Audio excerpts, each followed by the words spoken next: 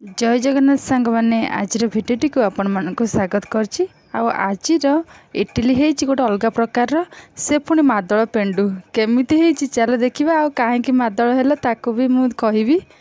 आउ ये इडली की मादल पेंडु केमिति है भिडियोटी को लास्ट पर्यंत देखिले निश्चिंत भाव जानीपारे। आउ चलो ठीक माने खाईदे चलीज ठीक ठाक थिला किंतु एते मादल हो बोली मुझे भाभी नथिली। केमिति बनई चलो देखीदे। आ भिडियोटी को लास्ट पर्यंत देखंतु। आ भल लगे लाइक शेयर एंड सब्सक्राइब भी करंतु। चलो स्टार्ट करदे आज भिडियोटी। प्रथम कौन कर पाउरुटी नहीं जाइए। आ पाउरुटी एमती सब चूना कर देछि पूरा ग्राइंडिंग करके चूना कर देछि ताकू। आ तादरे सुजी दही एमती सब नहीं तो पाउरुटी एमती गुंड गुंड करके ग्राइंडर जार रे पके ताकू भलसे ग्राइंडिंग कर देछि।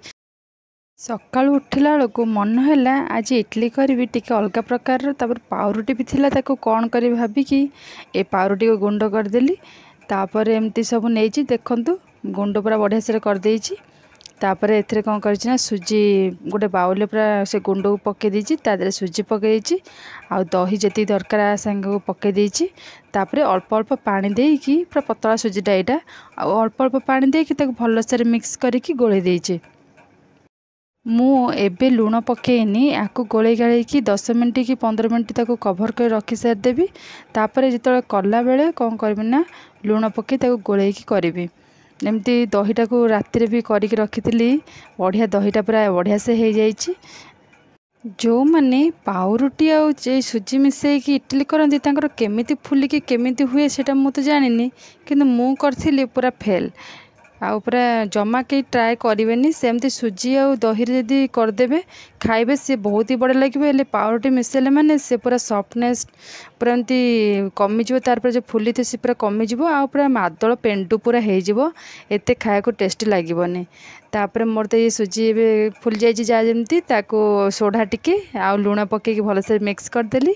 तापर ताको एमती छांच नहीं जाइए छांच तेल लगे देछि लगेगी ताको सब भरीदेवी जी दरकार छांचरे इटली आण सब तक भरीदेवी। तापर सेपटे गोटे जो जगह तार छांचर जगटा जो अच्छी से पानी भर्ती करी अल्प जी पानी अल्प लगे पानी लगे गैस रे थोकी गरम कर देछि। पानी पूरा ताती गलानी एबे ये तो पूरा कभर हो गला छांचरे पानी पूरा भलसे ताती गलानी ताको पूरा इडली सब एमती थोईकी ताको कभर करदेवी 10 मिनट जाके फुटीगले बस रेडी हो।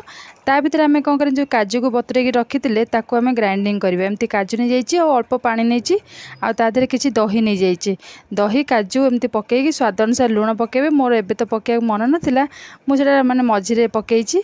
तापर एमती नहीं भल से प्लेन ग्राइंडिंग करदेबा जी दरकार चटनी सेमती बनइबे आ खाई देखो बहुत ही बढ़िया यहाँ लगुच बड़े टेस्टी। आ चाहिए ये किसी चीज रुहे नहीं जानते ना चीज ताको ए पकई ग्राइंडिंग करदे से बहुत ही बढ़िया टेस्ट आहरी बढ़िया लगे। मुझे तो दही और काजूर एमती इडली सहित खाइले भल लगे। तापर कौन कर देखो मो इडली पूरा रेडी हो गलानी। देखो इडली पूरा मादल पेंडु होगी रेडी होती आ जहाँ तो देखा कलर छाड़ पूरा धला देखा जहाँ ब्राउन ब्राउन पूरा देखा तथापि फोपाड़ियानी नष्ट न करिकी ताको तो खाइबा। आपण मैंने भी किए एमती ट्राए करके फेल मार्च मत कमेंट्स कर निश्चिंत कहे। मो भिडियोटी को लास्ट पर्यंत देखो बढ़िया आई जानीपारे। आमती नुआ भिडियो नहीं कि आपण मान पाखक आसुथी आ भल लगे लाइक शेयर एंड सब्सक्राइब निश्चिंत भाव करदे। चलो ताको गर्मा गरम से चटनी लगे ताको खाईदेबा और एंजॉय करवा। आउ एमती के न करिकी ट्राए न करिकी पूरा सिंपल सेमती पाउरुटी खाईदेबा। पाउरुटी एमती किसी करवानी आउ एमती मो चैनल को जाइए वीडियो सब देखंतु। आउ एमती वीडियो नहीं आपण मन पाखक आसीबी। रहुची जय जगन्नाथ।